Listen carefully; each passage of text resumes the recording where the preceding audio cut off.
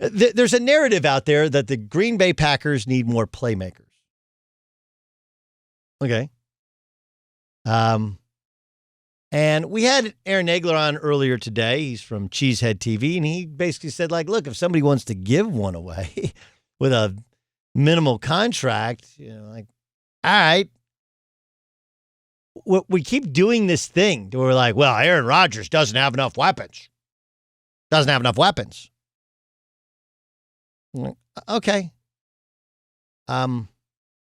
Look, we can go back all you want, and say it was a mistake to trade up for Jordan Love. He hasn't, by all accounts, he hasn't been great, hasn't even been good when he has practiced. But he is what you would call in television a futures buy, right? Where you buy, they do this in TV. I don't know if you know this, where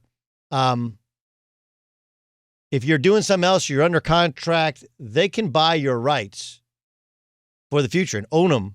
And basically it was like, look, if you're going to do TV, you're going to have to do it with this network and figure it out. And they will pay you an amount, I mean, while you're still doing something else so that they own your rights for the future.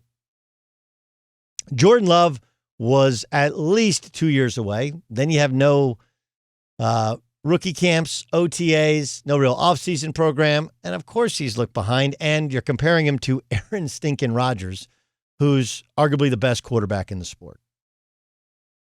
But here's what we're doing is we're like, well, they should have taken a wide receiver then. You could have taken T. Higgins then. And statistically, T. Higgins has done quite well, right? He has 27 catches on the season. He's averaging 15.2 yards a carry. He's a big play, long, rangy, run deep. I'll throw it up. You jump up and catch it sort of cat. Not sure if you're aware of how this works, though. If you play T. Higgins, that means that Marcus Valdes-Scantling doesn't play as much, or Alan Lazard doesn't play as much, or Devontae Adams doesn't play as much. And they, at the time, they put together the map and said, we would rather have the potential quarterback of the future not play than get another wide receiver that we might or might not use. I heard Colin Cowherd earlier today be critical of the fact that in the second round, they drafted a running back. Okay? That running back's name is A.J. Dillon. Now, A.J. Dillon, by all accounts, has been better than people thought. Finally getting some carries. And, oh, yeah, by the way, anybody realize that Aaron Jones didn't play last week because he's been a little nicked up? He might not play this week. Why do they have the luxury of doing that? Because they drafted another running back. Oh, yeah, by the way, Aaron Jones, he's going to need a new contract in the offseason. I mean, what better leverage can you possibly have than, look, we love you. Aaron Jones had 20 touchdowns in his last 21 regular season games. But we're not going to move heaven and earth for a running back and give you some ridiculous deal when we got other guys.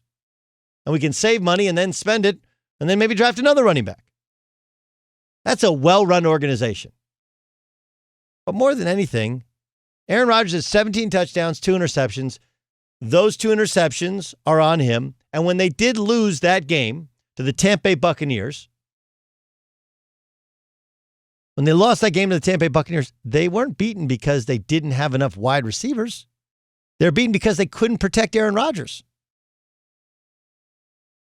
When they lost to the San Francisco 49ers in the regular and postseason last year, it was because they couldn't protect Aaron Rodgers and couldn't stop the run of the San Francisco 49ers. Had nothing to do with wide receivers. Like, if that philosophy held to be true, and I understand there's not other linemen out there. They're just not. I mean, if so, the Eagles, the Cowboys, the Chargers, I mean, you got to go through the teams that all need offensive line help that would be able to go get it. I like wide receivers, playmakers. Devontae Adams is an elite wide receiver. Alan Lazard's a legit number 2. Robert Tonyan's like the favorite, when healthy, favorite target of Aaron Rodgers. Aaron Jones has 20 touchdowns in 21 regular season games, and they got enough dudes all over. Like, that's not going to win. No added wide receiver is going to win them games if you have to give up something. maybe they take on a bad contract and give up a late round pick. But the idea that the Packers are a playmaker away from winning a Super Bowl, you haven't watched them when they've played.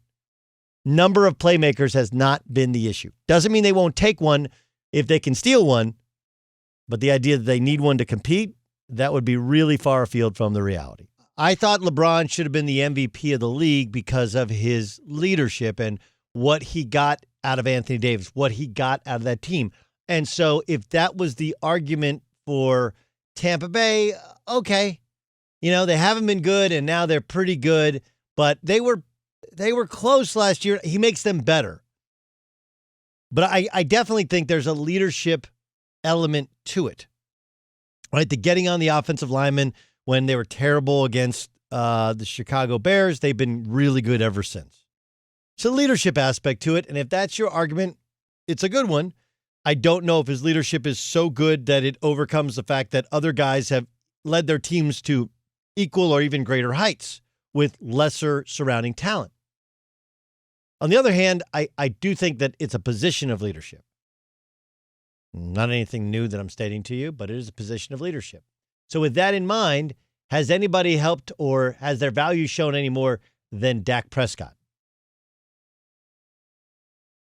Right? Like Dak's been hurt for a couple weeks now, and we're still reacting to Andy Dalton nearly getting decapitated in the game against Washington. Here's Richard Sherman on the Chris Collinsworth podcast talking about the Cowboys teammates not coming to the defense of Andy Dalton.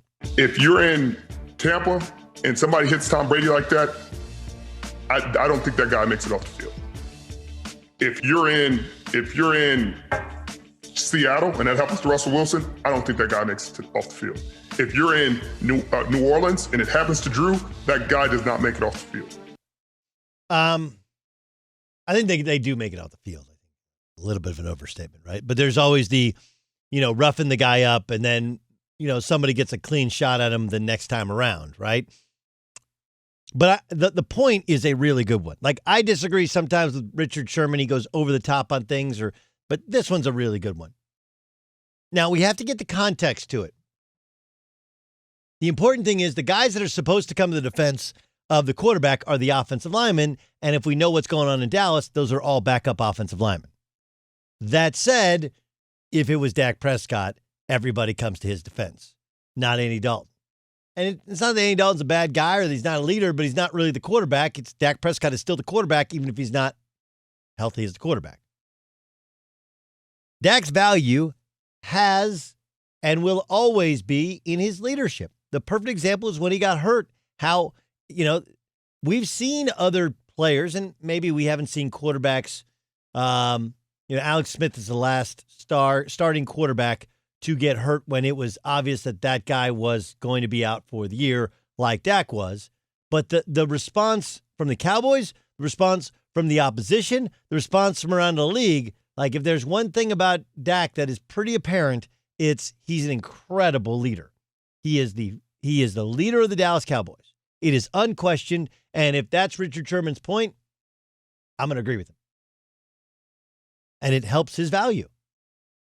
Because of all the things that are hard to replace in this world, leadership is the hardest. News came out today that Julian Edelman is going to miss some time. He's going to have a minor procedure in his knee.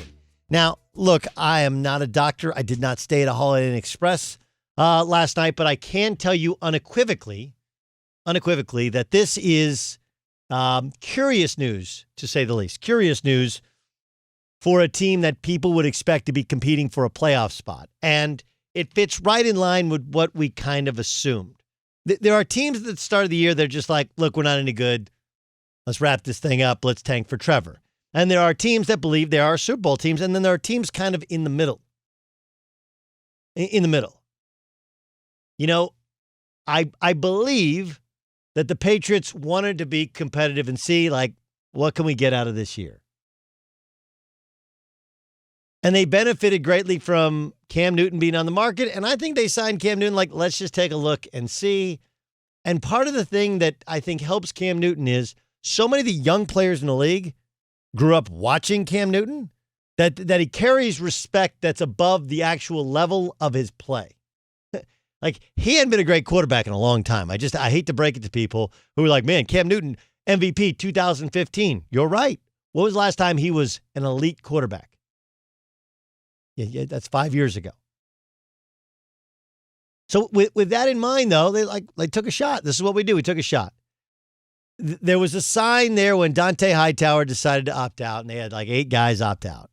They're like, eee. Remember even when Brady, it still was supposedly undecided, and I've talked to people who talked to Brady who said he wasn't coming back. Just wasn't an option. He was just done there. He was ready to move on and try something else. Ready to move on and try something else. But I think they just want to say, like, let's just see what we can get out of it. And if not, all right, trade deadline. Let's sell off some pieces. We're not heavily invested in any quarterback, right? I mean, there's no huge money to Hoyer, to Stidham, to Cam Newton. And let's just sell off those pieces, and the next year we can start over. Every run comes to an end. It just does. And how do you get there? So I don't think for anybody who says, well, it looks terribly on Bill Belichick, like, no, it doesn't. He won for 20 years in the National Football League. It helped that he had Tom Brady. It absolutely did. But you don't win for 20 years in the National Football League unless you're an amazing coach. And he's amazing. He's lost assistants. He's lost a lot of players. And this was a year where they were kind of capped out from really adding anything in free agency anyway. And look, they missed on N'Keal Harry going back to last year. They missed on wide receivers. And my guess would be they want to move like Gilmore for a first and a second, and then turn that first into a bunch of seconds and thirds. Just get young. Get young. And load up. Let those contracts expire. And figure out what's next. But when Julian Edelman gets a minor knee procedure, right, that's one of those where if Tom Brady's there, if they have a good team and they're in the lead in the AFC East and they go like, hey, look, dude, you can get that thing cleaned up now or you can wait till the offseason. I'm like, shoot it up. We'll wait till the offseason. But when you're ready to go, when Julian Edelman's running open across the middle and Cam Newton's missing by a country mile, I'm going to get that thing cleaned up. I'm going to get ready for next season.